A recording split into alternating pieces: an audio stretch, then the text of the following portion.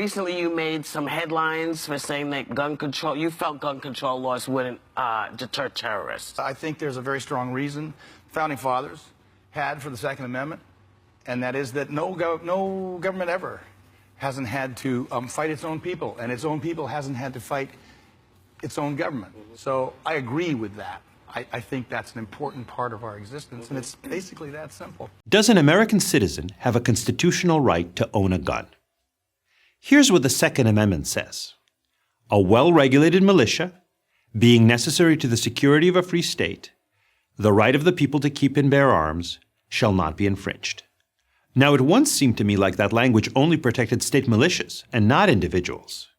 Indeed, this is the view held by the 4 dissenting Supreme Court justices in the 2008 case of District of Columbia versus Heller, a landmark case dealing with gun ownership.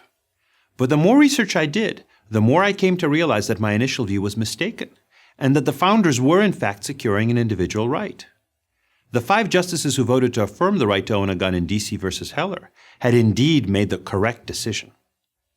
Let's look at the amendment one more time. A well-regulated militia, being necessary to the security of a free state, the right of the people to keep and bear arms, shall not be infringed. We first need to focus on the phrase, the right of the people. Note that the people are the only ones whose right is secured here, not the militia or a state government. This phrase, the right of the people, comes up a few times in the Constitution.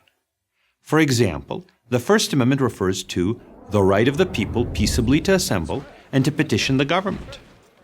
And the Fourth Amendment secures the right of the people to be secure against unreasonable searches and seizures. Why then, if the authors of the Constitution felt so strongly about the right of the people to own guns, did they include language about a well-regulated militia? These opening words of the amendment might be called a justification clause. Such clauses are used to help explain why a right is being secured. But it's the operative clause that explains what right is being secured. In this case, the right of the people to keep and bear arms. And what was the word militia understood to mean at the time? Well, the Militia Act of 1792 defined militia to mean all white males 18 to 45. Today, of course, militia would include women and people of all races, but it was clearly not a reference to a small National Guard-type group. And what about the part of the amendment that says a militia is necessary to the security of a free state? What the opponents of personal gun ownership ask, does a personal right of gun ownership have to do with that? Again, historical context is key. In the 1790s, the phrase free state wasn't used to mean an individual state like New York or Rhode Island. Rather, it meant what we'd call today a free country, a nation free of despotism. A free state is what the framers wanted America to be. They saw an armed citizenry as in part a hedge against tyranny. Citizens who own weapons can protect themselves, prevent tyrants from seizing power, and protect the nation from foreign enemies. This does not mean, though, that this right is unlimited. Free speech, for example, has long been subject to some narrow and reasonable regulations. But severe restrictions on owning a gun, like severe restrictions on free speech, would violate the Second Amendment as the founders understood it. Maybe you think this understanding of the Second Amendment is outdated today, that the Constitution needs to change as public attitudes change. The founders included a provision for doing just that.